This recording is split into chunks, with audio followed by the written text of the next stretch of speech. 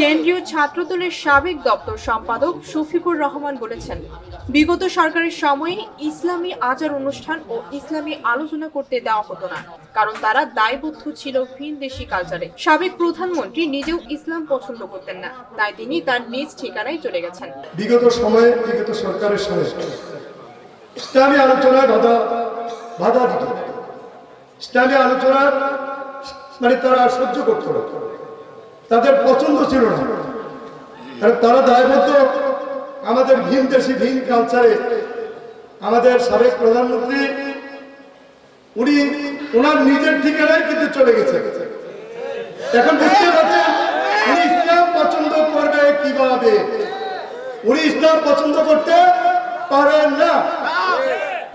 আমি তার কলিজা দিয়া মত লাকসামে কালিয়াপুর যুব সংঘের উদ্যোগে স্থানীয় কালিয়াপুর বাজার মাদ্রাসা মাঠে আয়োজিত তাফসিরুল কুরআন মাহফিলে প্রধান অতিথির বক্তব্যে এই কথা বলেন তিনি বলেন, আগামী নির্বাচনে দল দেখে নয়, সৎ লোক দেখে ভোট দেবেন, কোনো অসৎ লোককে ভোট দেবেন না। আমি নিজেও একজন মনোনয়ন প্রার্থী, আমিও বিএনপি থেকে মনোনয়ন চাইবো। যদি দল আমাকে মনোনয়ন দেয় আমি নির্বাচন করব, আর মনোনয়ন না দিলেও আমি বিএনপির জন্য কাজ করে যাব বলেও মন্তব্য করেন তিনি। আমি নিজেও একজন মনোনয়ন প্রার্থী, আমিও বিএনপি থেকে মনোনয়ন চাইবো।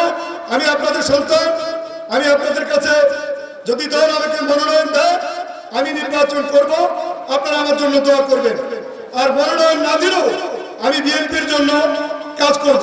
তবে বিএনপি যদি কোনো অসৎ লোককে ভোট দেয় সেক্ষেত্রে আমি চিন্তা করব, আমার এলাকার মানুষের সাথে কথা বলে আমি সিদ্ধান্ত নিব যে কি করা যায়। ডাচ বাংলা ব্যাংকের vice president and manager Mohammad Belal হোসেনের সভাপতিত্বে মাহফিলে প্রধান মেহমান হিসেবে তাফসির পেশ করেন হাজীগঞ্জ কামিল মাদ্রাসার প্রধান মুহাদ্দিস আবু নজর আশরাফি সহ ওলামা কেরাম। আর ইসলামী আলোচনা বক্তব্য রাখেন কুমিল্লা জর্জ কোর্টের নারী ও শিশু নির্যাতন দমন ট্রাইব্যুনাল 1-এর public prosecutor advocate Badiul Alam Sujan, বিশিষ্ট সমাজসেবক জহিরুল ইসলাম সহ অনেকে।